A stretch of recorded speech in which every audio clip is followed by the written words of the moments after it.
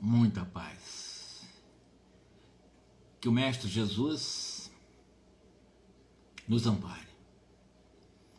Mais uma vez daqui, pelos espaços dos amigos de nosso lar, nossa irmã Débora, conforme compromisso, nós estamos fazendo um estudo do Obreiros da Vida Eterna, hoje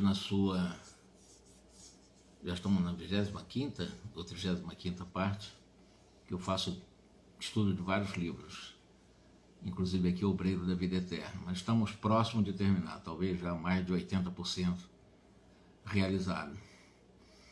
Nós estamos já 3 ou 4 lives falando sobre um processo desencarnacionista de 5 personagens, e as 3 últimas nós dedicamos às reflexões sobre a desencarnação do Dimas,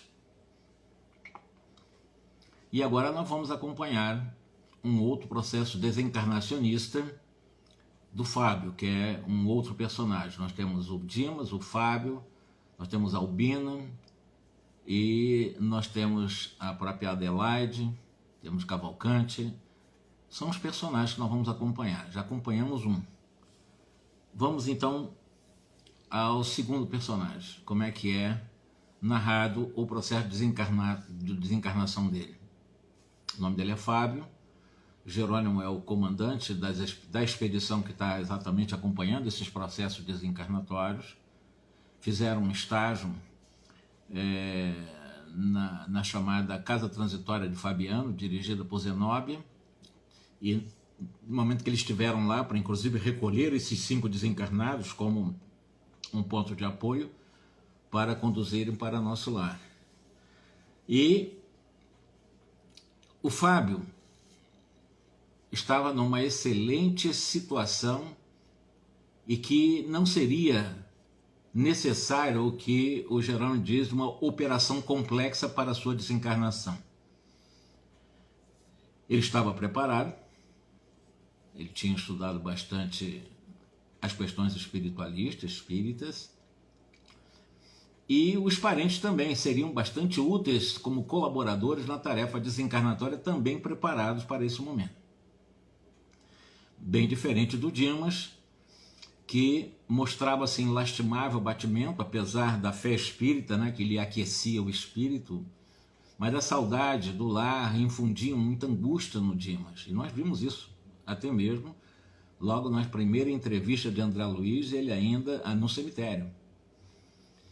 O Dimas, desencarnado, na realidade, algumas vezes, ele se revelava calmo, em outros momentos gemia bastante, porque ao gemer chamava a esposa, chamava os filhos, tinha saudade, tinha ainda o aprisionamento condicionado aos familiares, embora tenha sido espírita, mas muito analfabeto. Ele era um espírita sem estudo, né? Era um homem de vida rude, de campo, camponês. E nesses momentos ressurgiam exatamente os sintomas da moléstia que destruiu o corpo dele, do Dimas, enquanto desencarnado.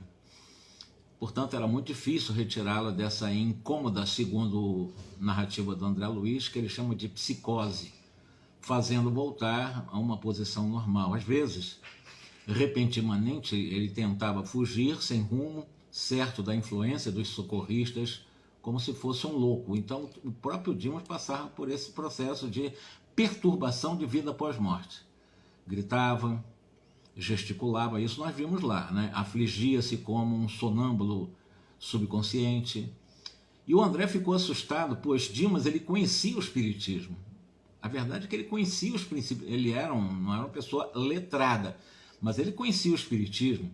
Inclusive ele trabalhou, ele consagrou a existência aos serviços da espiritualidade, e tinha muitas pessoas que foram auxiliadas pela sua mediunidade. Portanto, ele tinha conhecimentos, né, que na esfera física, na esfera carnal, que ele seria em algum momento submetido exatamente às lições da desencarnação. Não se preparou para isso, como muitos espíritas que nós conhecemos, né, que não se preparam. Falar em morte todos os dias, nós temos que pensar em morte todo dia, porque todo dia nós parcialmente morremos, porque todo dia nós passamos pelo sono.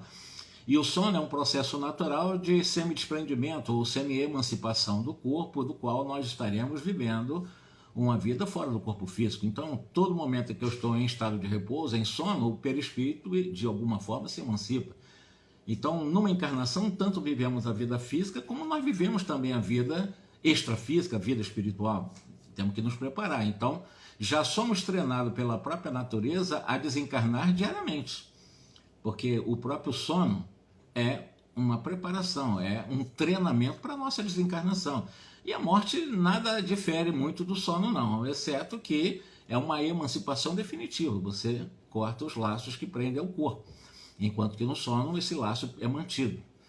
E aí, como ele está falando, né, ele sabia que não lhe faltariam essas ajudas, essas colaborações junto dos familiares, mas o André Luiz fez os seguintes arrazoados, as seguintes reflexões.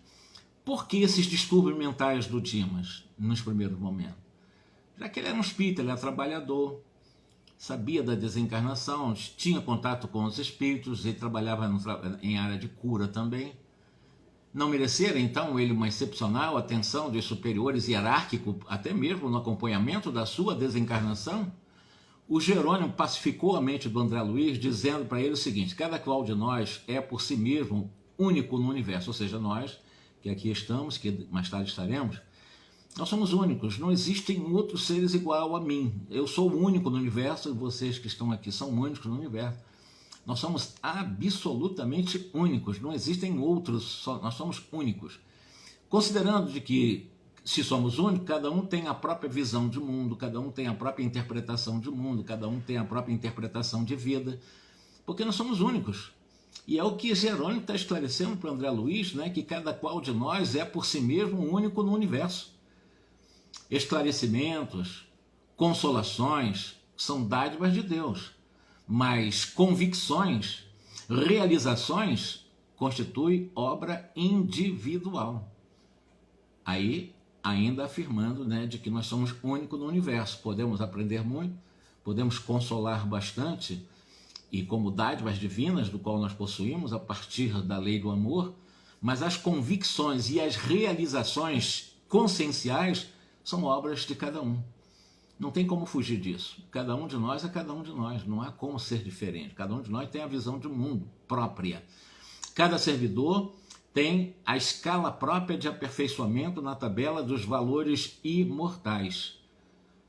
Por exemplo, ele vai dar o exemplo de uma sala de aula, com o mesmo professor, a mesma matéria sendo dada para todos os alunos, que são diferentes entre si, conforme o aproveitamento de cada aluno. A matéria está sendo dada para todos numa sala, 40, 50 pessoas, mas cada um vai aproveitar de acordo com seu esforço, de acordo com seu grau de conhecimento, também pelo esforço disciplinado para o estudo. Porque quem não estuda, quem não se disciplina, evidentemente não vai ter a mesma capacidade de, numa sala de aula, aprender como aquele que estuda. Isso é óbvio, né? Então, o mérito, ele não é um patrimônio comum. O mérito não é um patrimônio da sala de aula toda, embora seja uma conquista a desafiar os aprendizes da vida para a suprema elevação. Dimas, com certeza ele foi um destacado discípulo do Evangelho, não temos dúvida disso, principalmente no setor de assistência e de divulgação do Espiritismo, mas, quanto a si mesmo, não fez aproveitamento consciencial das lições recebidas. Sabe o que é isso? Nós trazemos para nós o sofrimento dos outros. E nos encharcamos dos sofrimentos alheios. Isso é que vai dizer de que se ele está sofrendo lá e eu passo a sofrer, serão dois a sofrer. Não é inteligente da minha parte trazer para mim o sofrimento dos outros e nem boicotar em mim a perspectiva de ser feliz. Não. O que eu posso fazer no limite das minhas forças, dentro de que os outros concederem um auxílio, no limite também da permissão de quem quer ser auxiliado. E não trazer para mim alguém que está precisando de auxílio e realmente trazer para mim todos os seus problemas.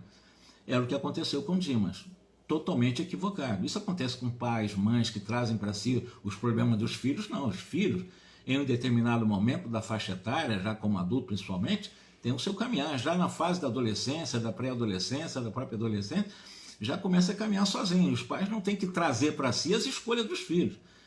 Quando muito pode sugerir um caminho ou outro, mas também não pode interferir no livre-arbítrio dos filhos.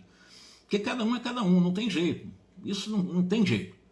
Porque nós somos únicos no universo. Vale para a família, vale para todo o universo. E aí, já que ele, de uma forma consciencial, não fez um aproveitamento das lições, porque ele trazia para ele o sofrimento dos outros como se fosse o salvacionista diante dos coitadinhos e das vítimas da sociedade, no universo não há espaço para vitimismo. No universo criado por Deus não há espaço para coitadismos. Nós temos poderes dentro de nós, porque nós fomos criados à imagem e semelhança de Deus, já trazemos em nós o potencial de ir resolvendo gradualmente as nossas questões, a partir do esforço continuado, paciente, perseverante, disciplinado, através do esforço. Reconhece o verdadeiro espírita e o verdadeiro cristão pela sua transformação moral e pelo esforço que ele faz para dominar suas más tendências, está lá no Evangelho.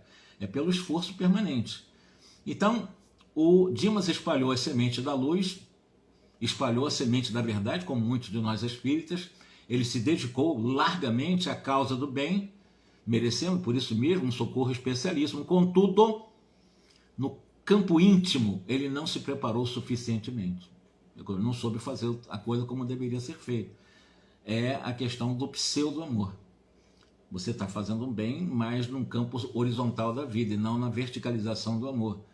Você faz a fazeção de coisa. Tem pessoas que faz coisa para todo mundo, ajuda todo mundo, tira, né, dá comida para todo mundo e tal, mas ele, dentro dele, extremamente mal, extremamente infeliz, sempre com azedume com os outros, com a família, mas aparentemente o campeão da caridade, da filantropia, ajuda todas as crianças, tira piolho, cata piolho na cabeça nas bolsões de miséria, ele faz tudo isso, mas com ele mesmo não se ama.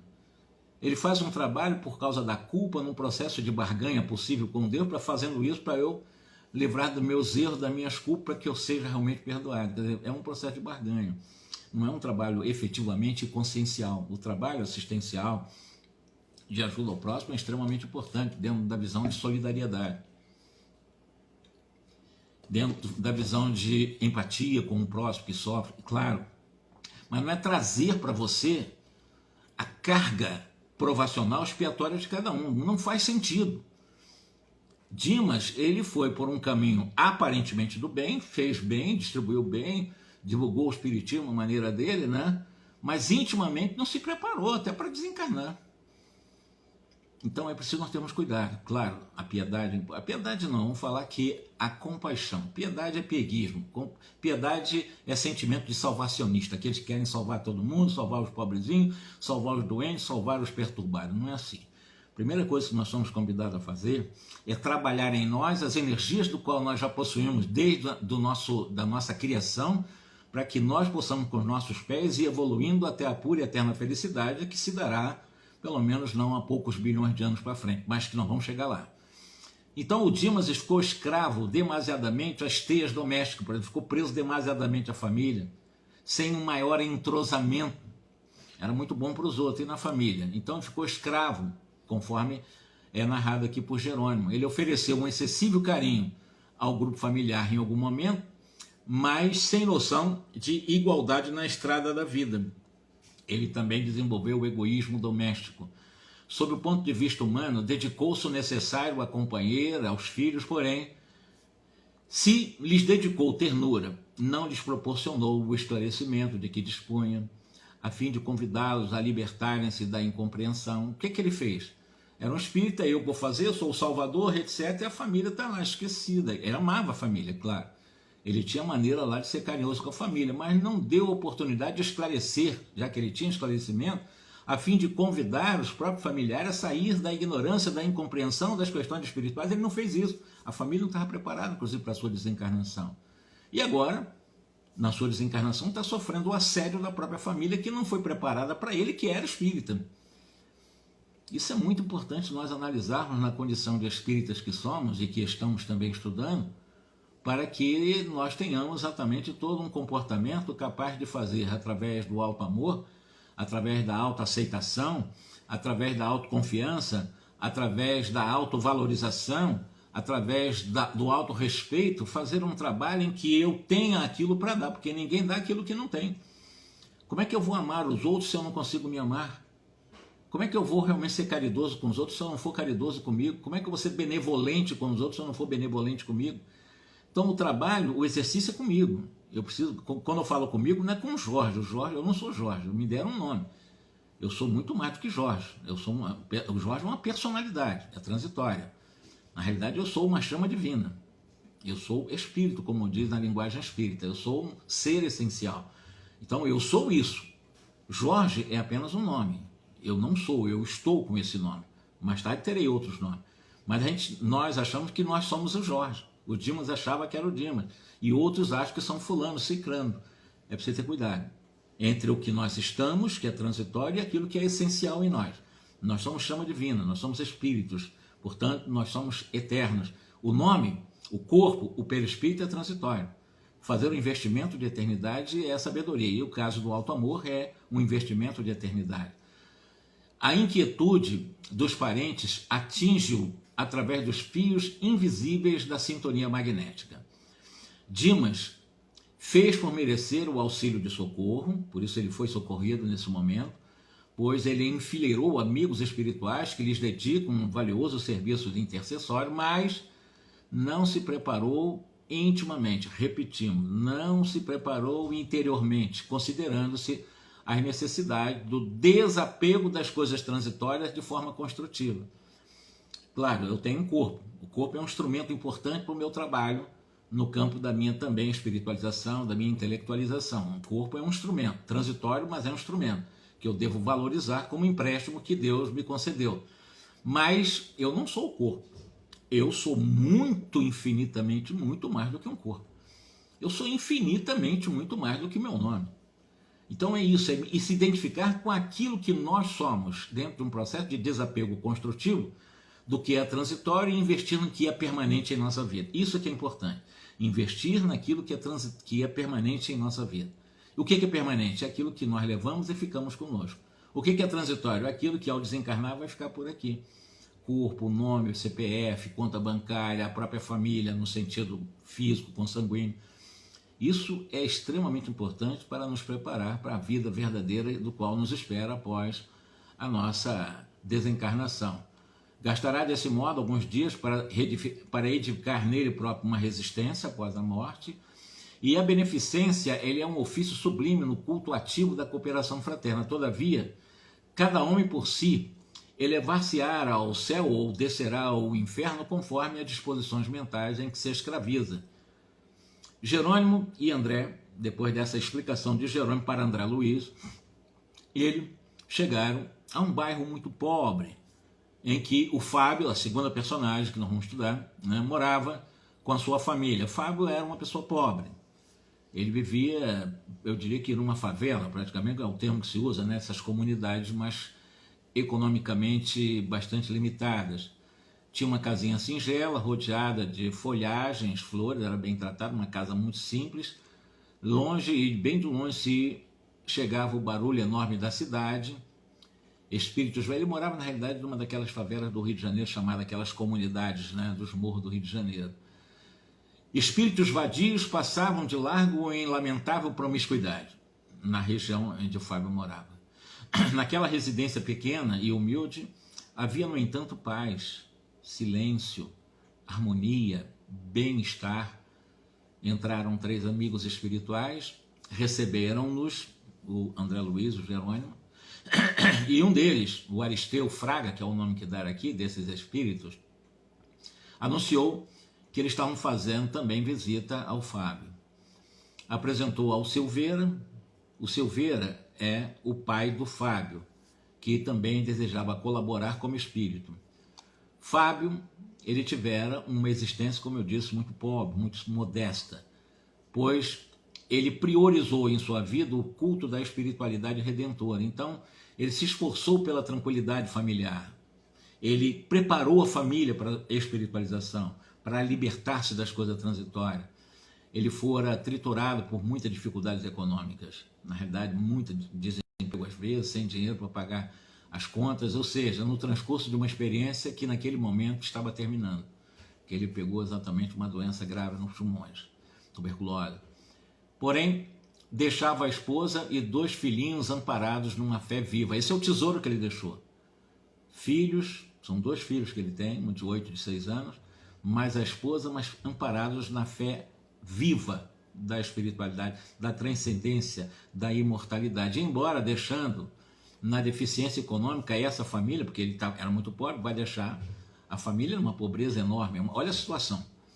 O Fábio está bem preparado, está desencarnando bem, mas economicamente paupérrimo. A família vai ficar numa situação horrível, porque ele vai desencarnar, 2 filhos pequenos, um de 8 e 6 anos, mais a esposa, que não trabalha também, e é o que Jerônimo está explicando, embora deixando na deficiência econômica, desencarnava confortado, com a glória de haver aproveitado todos os recursos que Deus lhe havia concedido. Fábio conseguir iluminar a mente da sua esposa, construir bases sólidas no espírito dos 2 filhinhos, orientando-os para o futuro. E o André perguntou se Fábio desencarnará na ocasião prevista, ou seja, está prevista a desencarnação dele por esses dias, se vai acontecer isso. O Jerônimo confirmou que sim, né, ele vai desencarnar no tempo que está programado para ele.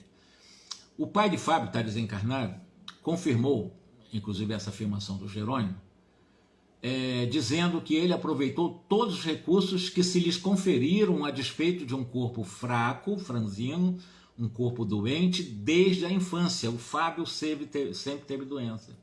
Desde cedo, diz o pai do Fábio, né? Notei-lhe a virtude inata, o pendor para a retidão, para a justiça, o pendor para as disposições congênitas, para os trabalhos de uma fé viva. Passei longas noites na justa preocupação de pai em vista do porvir incerto.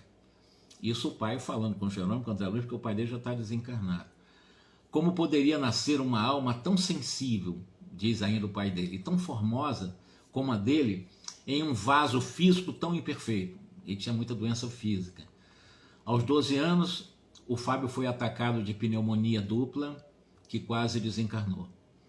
Um médico amigo chamou o pai, né, a atenção para a debilidade do Fábio.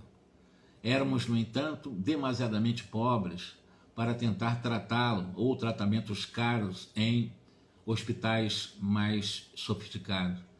Antes dos 14 anos, terminado o primário, eu conduzi ele ao trabalho do ganha-pão. Muito pobre, precisava trabalhar, 14 anos de idade.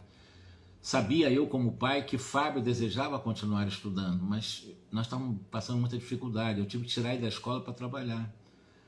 Muitas vezes surpreendi namorando o educandário, vizinho de nossa casa, ralado de inveja ao reparar os colegiais em bandos festivos. E ele trabalhando, não podendo estudar porque tinha que trabalhar. E as nossas condições de vida, no entanto, nos reclamavam um esforço gigantesco para sobreviver. E o meu filho, atirado à luta desde muito cedo, ele não encontrou ensejo para se instruir como ele queria. Ele não foi assim, bem instruído, não teve um curso, digamos assim, de primário mais robusto. Trabalhava na oficina de mecânica em ambiente pesado demais para a sua constituição física.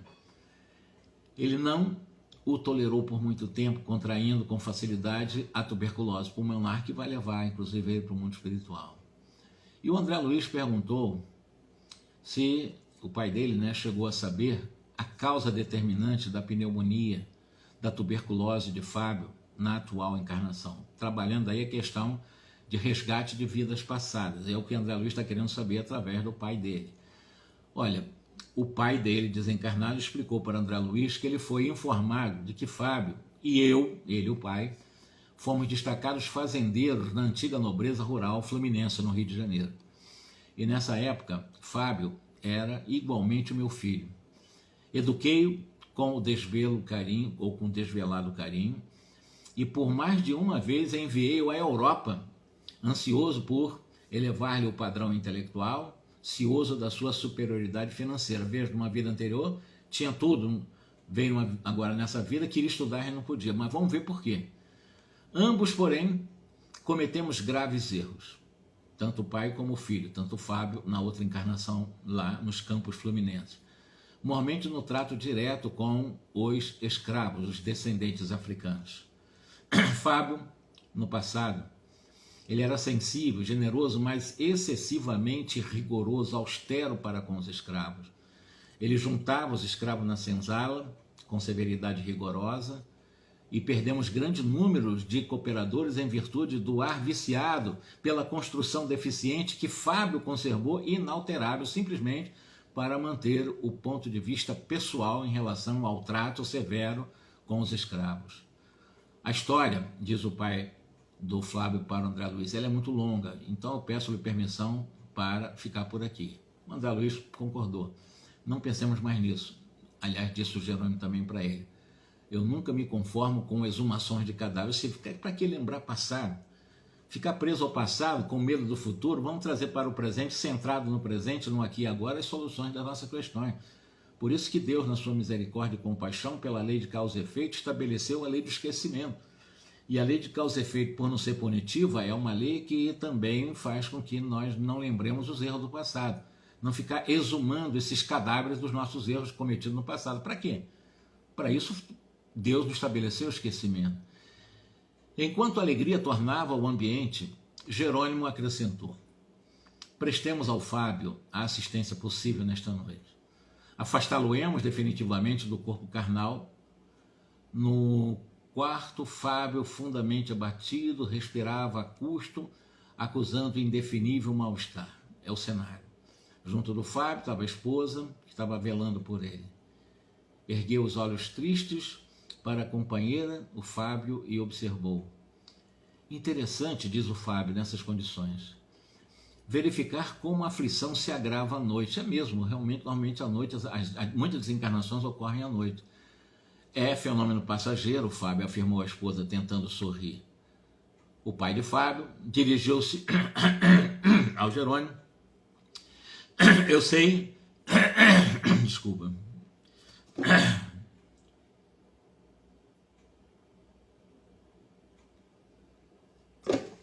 Então o pai dele sabia que a libertação do Fábio exigiria um certo esforço.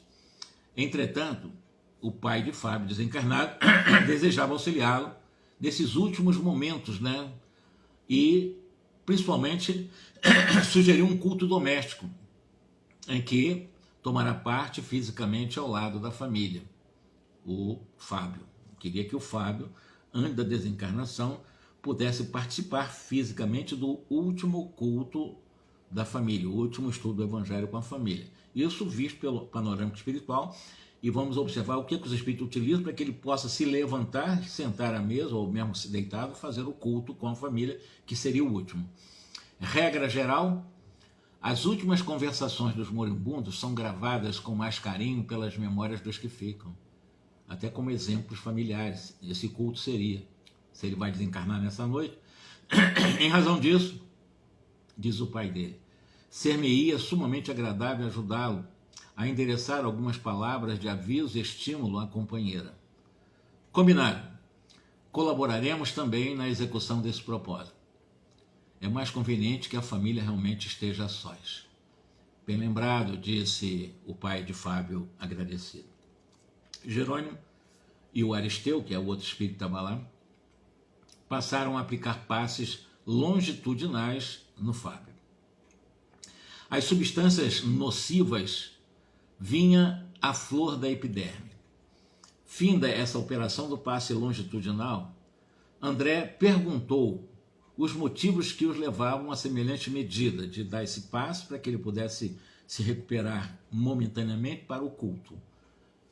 Está muito enfraquecido, está agonizando quase, e nós estamos fazendo aqui o possível para beneficiá-lo sem lhe aumentar o cansaço.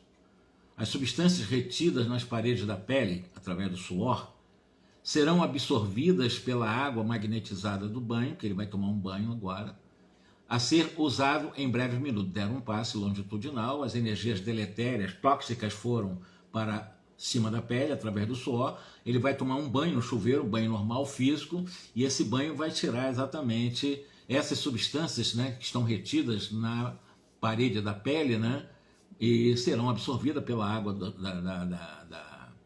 do banho, né, que são água magnetizada do banho, a ser usada em breves minutos. Fábio dirigiu-se à esposa, expressando o desejo de leve banho. Então, ele suou a partir do passe, as coisas mais deletérias, que estavam dando mais cansaço, porque é uma tuberculose. Ele sentiu necessidade de tomar banho, pediu para a esposa para dar um banho nele. E esse banho é que ia tirar essas impurezas do qual veio à tona a partir do passe longitudinal.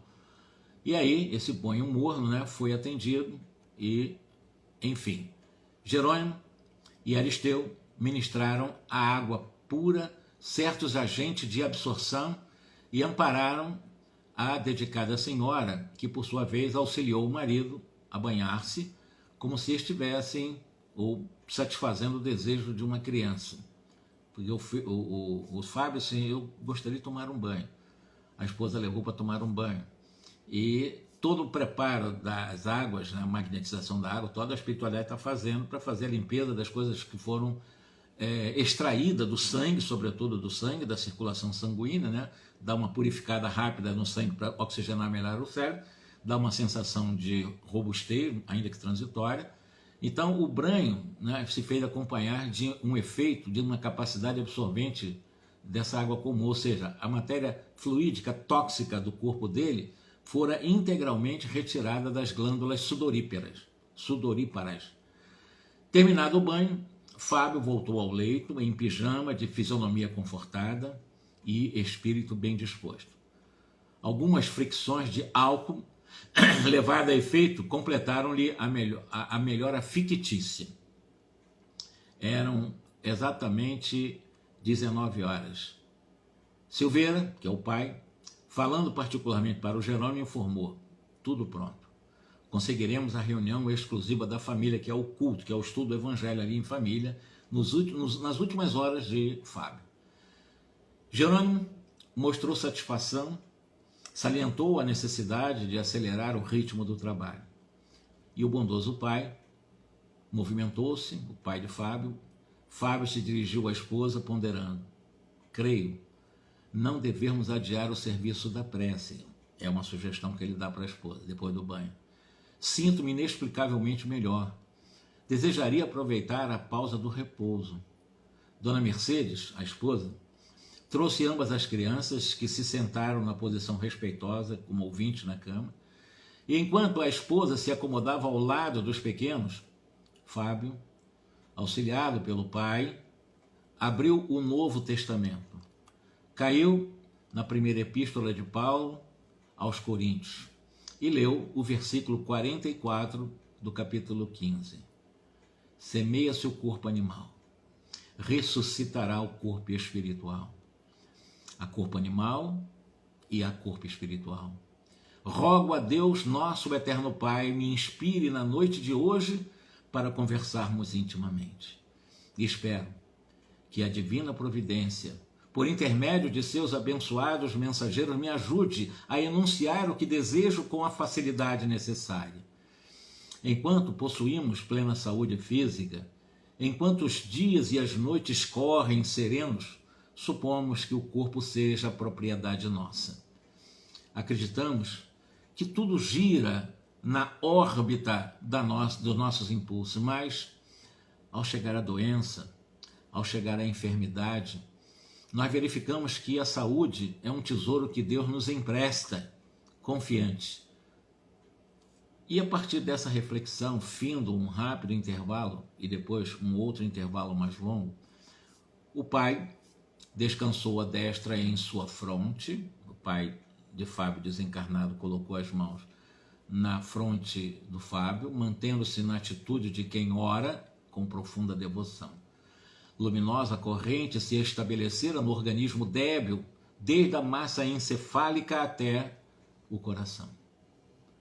Inflamando as células nervosas, então, semelhando a minúsculos pontos de luz condensada e irradiante, os olhos de Fábio, pouco a pouco, adquiriram mais brilho e a sua voz fez-se ouvir de novo com diferente inflexão.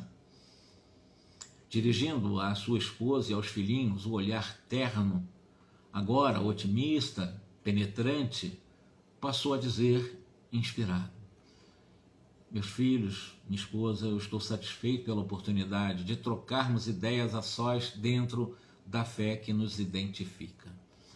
A palavra do apóstolo do gentil, que foi aquela semeia o corpo, semeia o espírito, semeia o corpo, a palavra do apóstolo dos gentios é simbólica na situação presente, como nós estamos vivendo agora. Assim como há corpos animais, há também os corpos espirituais.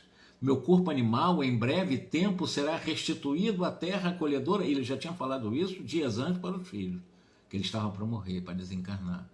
E algo me diz ao coração que esta será talvez a última noite em que me reunirei com vocês neste corpo. Eu sinto-me nas experiências e nas veredas e nas vésperas também de uma grande liberdade.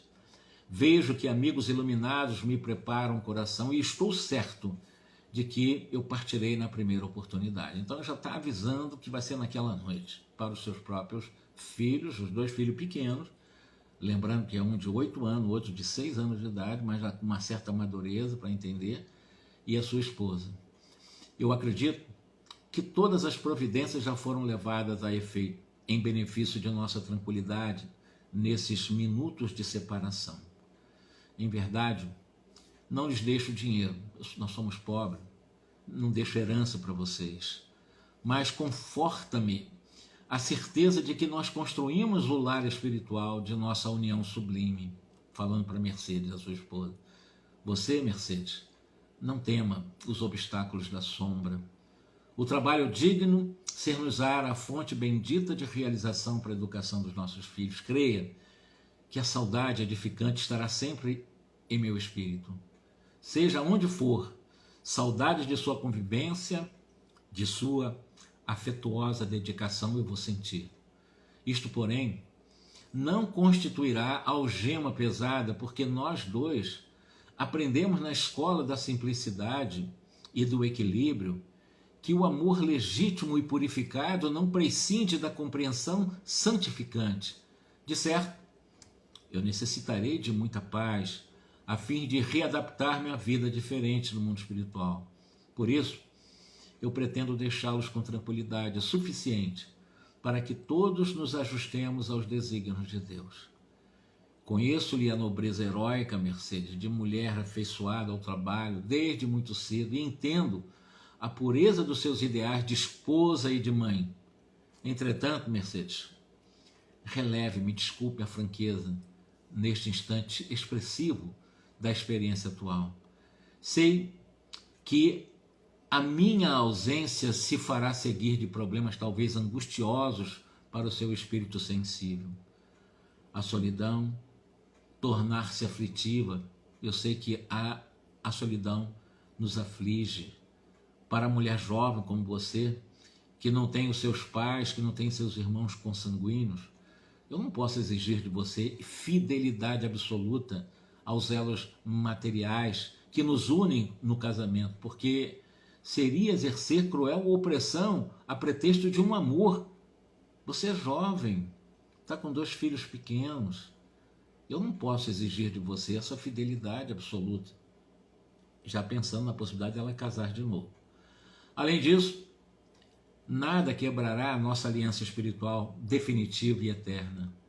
Por isso, Mercedes, embora tenhamos providenciado a sua posição futura no trabalho honesto, ela estava empregada então, eu quero dizer a você que eu ficarei muito satisfeito se Jesus enviar-lhe um companheiro digno e leal, irmão.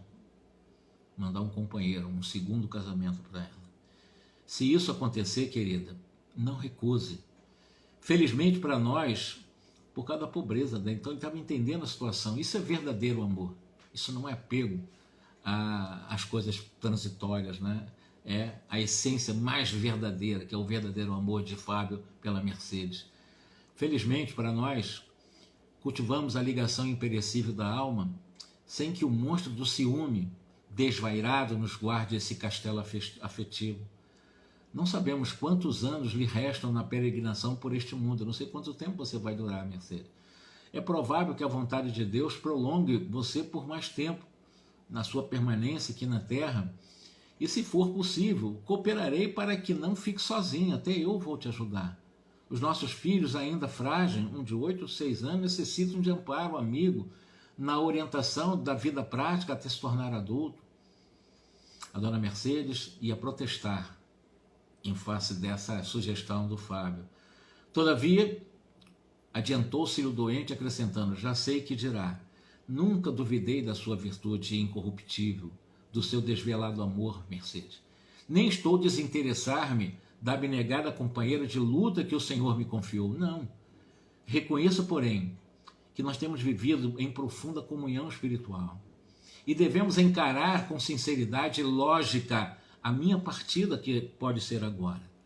Se você conseguir triunfar de todas as necessidades da vida humana, mantendo-se a cavalheiro das exigências naturais da existência terrestre, certamente Jesus compensará o seu esforço com a láurea dos bem-aventurados. Todavia, não procure escalar o cume glorioso da plena vitória espiritual num voo só, porque a nossa evolução não se dá aos saltos, se dá por gradação.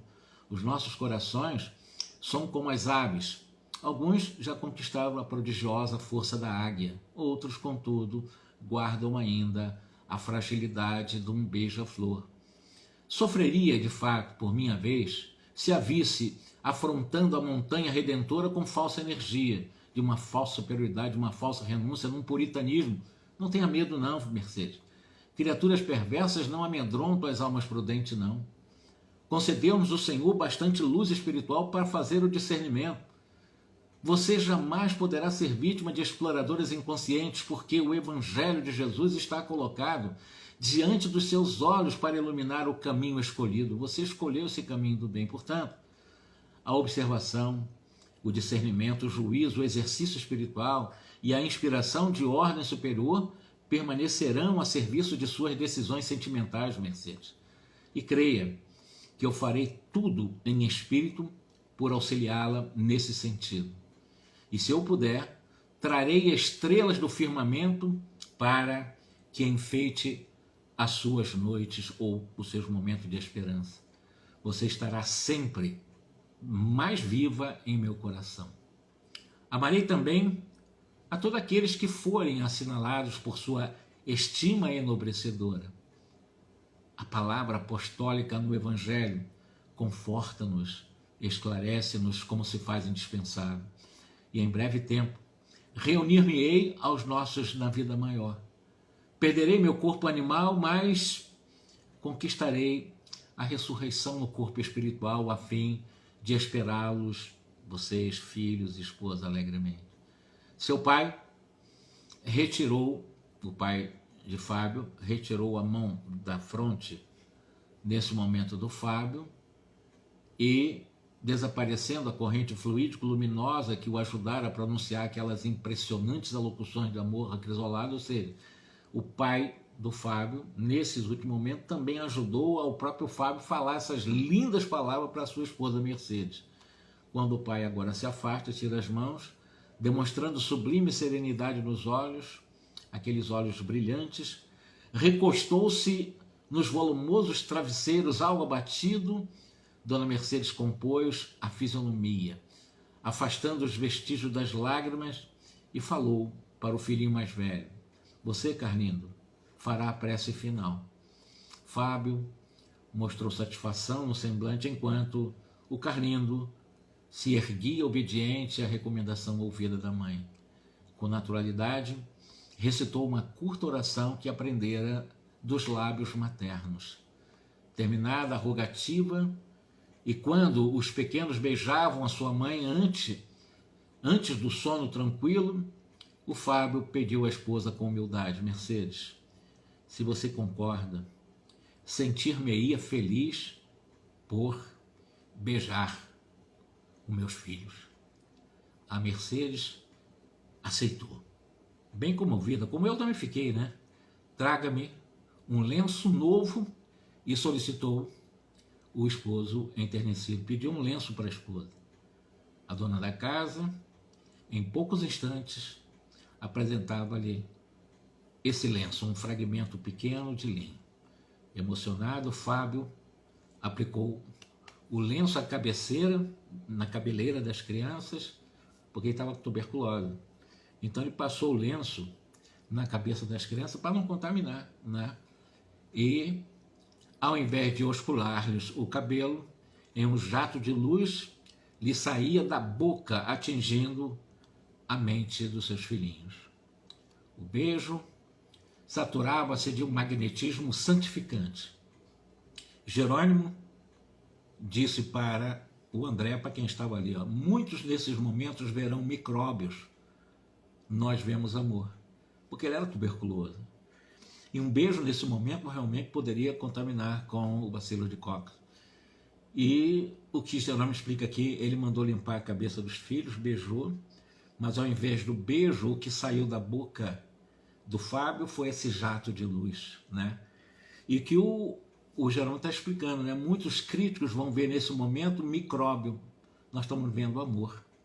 Logo após, a pequena família recolheu-se. Fábio sentia-se bem disposto. A sós, com o doente e a esposa que tentavam conciliar o sono, iniciou o serviço da sua libertação.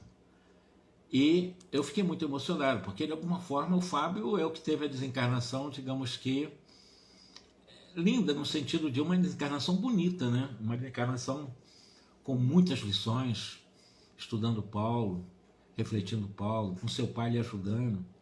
Claro que não é um coitadismo, não é vítima de nada, ele é o ex-fazendeiro também, arrogante, que prejudicou os escravos.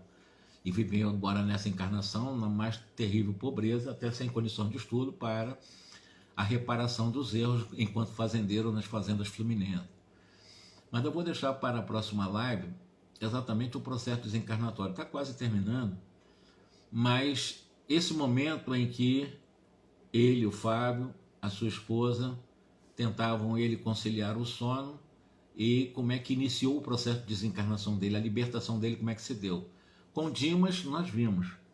Com Dimas, o processo da desencarnação começou na região que nós chamamos, né, região que fica entre a boca do estômago e as chamadas genitálias, embaixo do umbigo, né? Exatamente na região do umbigo.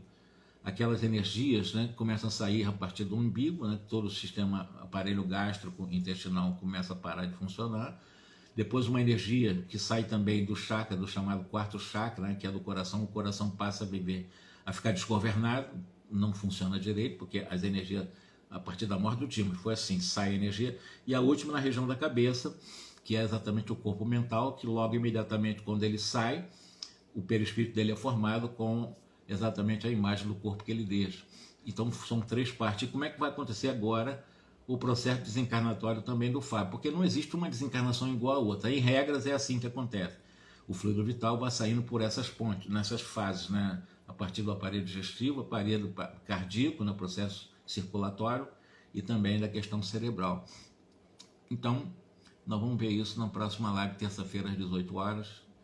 Agradeço aqueles que estiveram conosco aqui, a paciência de estar nos ouvindo, e aqueles que ouvirão mais tarde também, que nós possamos, eu peço desculpa pelas emoções, às vezes eu fico emocionado vendo uma situação dessa. Nós nos colocamos na condição de um ser totalmente assim, desprovido de bens materiais, uma pessoa extremamente digna, muito grande, embora no passado não foi tão grande assim, mas nessa atual existência, como ele cresceu, como também o pai dele, ex-fazendeiro, cresceu, porque é um espírito que ajudou ele a falar palavras lindas, liberando inclusive a esposa para um segundo casamento. Fantástico, né? Que Jesus nos abençoe. Então até a próxima terça às 18 horas, do qual estaremos aqui com esse compromisso junto aos amigos de nosso lar. Um grande abraço e muita paz, gratidão.